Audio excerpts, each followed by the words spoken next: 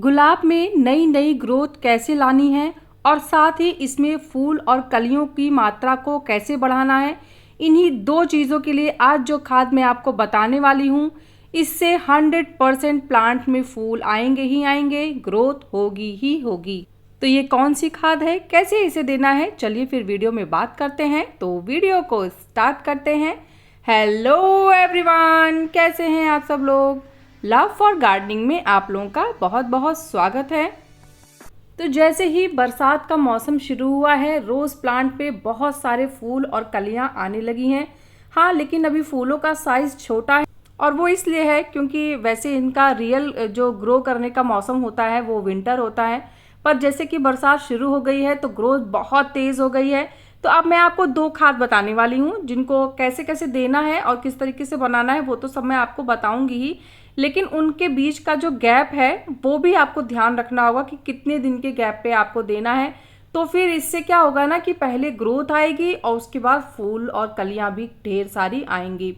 फूलों के साइज अभी थोड़े छोटे ही रहेंगे, जैसे जैसे ठंडी मौसम नज़दीक आएगा वैसे वैसे फूलों के साइज बढ़ना अपने आप ही शुरू कर देंगे। फिर आपको अलग से कोई खाद देने की ज़रूरत नहीं है, वो मौसम ही ऐसा होता है कि रोज़ अपने आप ही ज़्यादा फूल खिलते हैं रोज़ के, और कलियों के साइज़ भी बड़े होते हैं, ग्रोथ भी बहुत तेज़ होती है। लेकिन जो स्टार्टिंग है ना वो हो चुकी है। तो अब अगर आप प्लांट की प्रॉपर केयर करेंगे तो जैसे जैसे सर्दियाँ सामने आएंगी वैसे वैसे ग्रोथ के प्लांट की ग्रोथ बहुत तेज़ हो जाएगी। तो इसके लिए सबसे पहले तो अब मैंने क्या किया है कि मैं अपने प्लांट को फुल सनलाइट में रख रही हूँ जब से बरसात का मौसम शुरू हुआ है। तो अभी फ़िलहाल मेरे प्लांट फुल सनलाइट में है, लेकिन हाँ मैं पानी प्रॉपर देती रहती हूँ। जैसे जब बारिश हो रही है तो फिर आपको पानी देने की ज़रूरत नहीं है, लेकिन अगर बरसात नहीं है, मिट्टी सूख रही है, तो फिर आप दिन में 2 बार पानी दें, लेकिन मिट्टी में हल्का सा मॉइस्चर हमेशा मेंटेन होना चाहिए। मॉइस्चर से मतलब ये नहीं है कि आप मिट्टी को सौगी कर दें।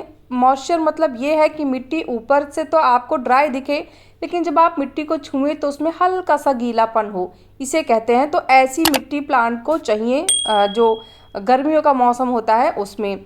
और बरसात के पानी में नाइट्रोजन बहुत ज़्यादा होता है, तो आप जैसे इसको खुले में रखेंगे, जब ये दिन भर धूप में रहेगा तो ऐसे में जब बारिश होगी तो बारिश का पानी भी इसे प्रॉपर मिलेगा, और बरसात का पानी जितना इस प्लांट को मिलेगा उतना ही तेज़ इसकी ग्रोथ होगी। और ये ग्रोथ का टाइम है, तो जितनी अच्छी ग्रोथ होगी उतना ही फिर सर्दियों में हमें मल्टीपल ब्रांचेस मिलेंगी। तो इसके लिए बरसात का खूब पानी प्लांट को दें। अगर आपके प्लांट की मिट्टी में पानी रुक जाता है तो समय समय पे पानी को हटा दिया करें। जैसे कैसे रुकता है पानी, जैसे कुछ लोग का होता है कि पॉट में जो आप प्लांट लगाते हैं तो उसकी मिट्टी उतनी वेल ड्रेन नहीं होती है, तो क्या होता है पानी काफ़ी ज़्यादा जब बारिश होती है तो पानी टिक जाता है प्लांट पे, और जितनी देर उस गमले में वो पानी टिका रहेगा उतना ही ज़्यादा पौधे की जड़ खराब होगी। तो इसलिए आप ध्यान रखिए कि मिट्टी में पानी ज़्यादा देर तक टिके ना, या तो मिट्टी को वेल ड्रेन रखिए, और अगर बाई चांस मिट्टी में पानी टिक रहा है तो फिर उसको आप अपने हाथ से ही रिमूव कर दीजिए। हल्का सा गमला टेढ़ा कर देंगे तो पानी निकल जाएगा। फिर आपको क्या करना है, सूखी मुखी जो पत्तियां होती हैं उनको काटिए, और जो फूल सूखते हैं उन्हें भी समय समय पे रिमूव करते रहिए।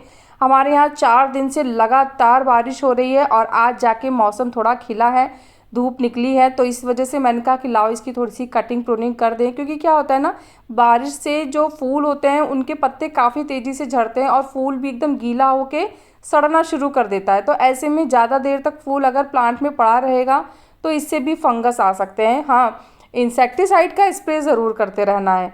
10 दिन में एक बार एक अच्छा इंसेक्टिसाइड स्प्रे करिए प्लांट में, उससे फिर जो बारिश के मौसम में इंसेक्ट आते हैं वो प्लांट से दूर रहेंगे। स्प्रे तब करिए जब आपको लगे कि अब बारिश नहीं होने वाली है और पत्ते ऑलरेडी सूख चुके हैं, तो ही आपको स्प्रे करना है। और गर्मियों में हमेशा शाम को स्प्रे करना चाहिए। अगर आप विंटर में स्प्रे कर रहे हैं तो फिर आप सुबह के टाइम करिए। कि मेरा वाइट रोज़ का प्लांट है और ये इंग्लिश रोज़ है, और इसमें भी देखिए कलियां आ रही हैं, फूल खिल तो रहे हैं लेकिन साइज़ वही है, छोटे छोटे साइज़ हैं फूलों के।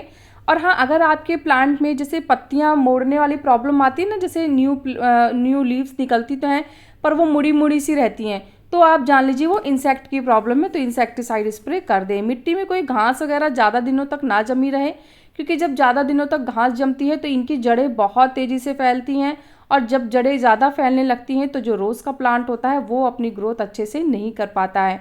तो अब देखिए सबसे पहले कौन सी खाद देनी है। तो यहाँ पे मैंने 1 मुट्ठी जो नीम की खली होती है उसका इस्तेमाल किया है। नीम की खली 1 मुट्ठी ले लेना है। 2 मुट्ठी आपको वर्मी कंपोस्ट का इस्तेमाल करना है। अगर आप गोबर की खाद इस्तेमाल करते हैं तो वो भी ले सकते हैं, और अगर आपके पास वर्मी कंपोस्ट है तो आप वो ले सकते हैं, जो भी दोनों में से हो। क्वांटिटी आपको सेम ही रखनी है। दो, जैसे 1 मुट्ठी नीम की खली तो 2 मुट्ठी वर्मी कंपोस्ट, और उसके बाद फिर हमें इसमें 1 चम्मच राख का पाउडर डाल देना है। जैसे राख, जो लकड़ी की राख होती है उसको लीजिए और 1 चम्मच डाल दीजिए। इससे रिलेटेड वीडियो मैंने आप लोग के पास मतलब आप लोग के साथ शेयर की थी, तो अगर आपने नहीं देखा है तो आप मेरे चैनल पे जाके देख सकते हैं। और बहुत सारी ऐसी वीडियोस होती हैं जो आप लोग नहीं देख पाते हैं, तो समय समय पे एक बार चैनल पे जाके विजिट करेंगे तो काफ़ी वीडियोस आपको जानकारी वाली मिल जाएंगी। अभी क्या करना है, इन्हें अच्छे से मिक्स कर देना है, और मिक्स करने के बाद हम इन्हें 2 दिन के लिए ढक के छोड़ देंगे।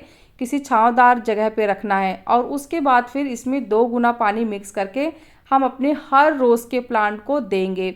देना कितना है, देखिए आप लगभग 150 से 200 ml तक एक रोज़ के प्लांट को दे सकते हैं, और इसको ज़्यादा दिन तक के लिए नहीं भिगाना है। बहुत से लोग मुझसे पूछते हैं 4 दिन के लिए भिगा दें, 1 हफ्ते के लिए भिगा दें। नहीं, जब बहुत गर्मियाँ हो रही हों या फिर मतलब जैसे इस समय का जो मौसम है, तो 2 दिन बहुत होता है कोई भी खाद भिगाने के लिए। अगर विंटर चल रहा है तो फिर आप यहाँ पे 2 दिन का 4 दिन कर सकते हैं, क्योंकि विंटर में कोई भी खाद बनने में थोड़ा टाइम लगता है सर्दी की वजह से, पर गर्मी में 2 दिन में हमारी खाद बन के अच्छे से तैयार हो जाएगी। मैंने 2 गुना पानी इसमें ऐड किया है, मतलब जितनी हमारी खाद थी उसका 2 गुना पानी हमें नॉर्मल ऐड करना है, और फिर अपने रोज़ के प्लांट में दे देना है। इसमें नीम की खली है, तो मिट्टी में अगर बरसात की वजह से कोई कीड़े लगे होंगे तो वो दूर होंगे। इसमें हमने राख डाली है, तो राख मिट्टी में फंगस को पनपने नहीं देती है, साथ ही साथ इससे फूलों की संख्या भी काफ़ी बढ़ती है। वर्मी कंपोस्ट में नाइट्रोजन होता है, फॉस्फोरस होता है, पोटेशियम होता है, तो ये तीनों ही प्लांट की ग्रोथ के लिए बहुत ज़रूरी होते हैं। इससे न्यू ब्रांचेस आते हैं, फूल आते हैं, जड़ें मजबूत होती हैं, मतलब कुल मिला के पूरे प्लांट की एक प्रॉपर ग्रोथ हो जाती है। अब इसके बाद फूलों के लिए क्या करना है, तो ये खाद जब हम देंगे उसके 15 दिन बाद हमें ये दूसरी खाद देनी है।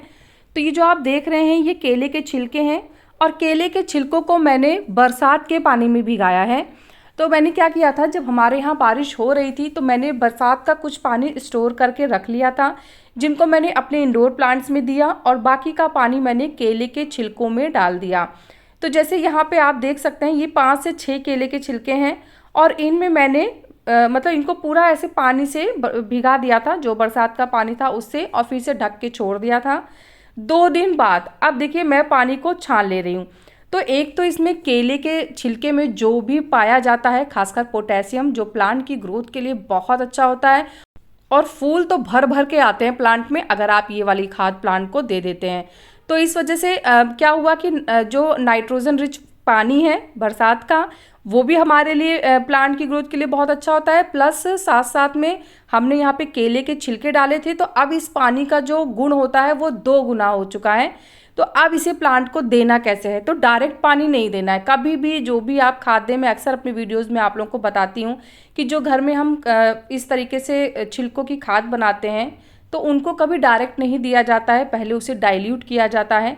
तो यहाँ पे मैं आपको अंदाज़ा बता दे रही हूँ। तो देखिए जैसे 1 गिलास है ये, तो इसमें आधा गिलास मैंने छिलके का पानी लिया है, और फिर आधा गिलास मैं इसमें नॉर्मल पानी डालने जा रही हूँ। और अब ये हमारी जो खाद तैयार हुई है, इसमें बहुत ही अच्छी ग्रोथ होने वाली है प्लांट की। मतलब आँख बंद करके दीजिए और इतना बढ़िया रिजल्ट मिलेगा ना आपको कि आप सोच समझ नहीं पाएंगे कि कितना ही बढ़िया रिजल्ट ये मिल गया है।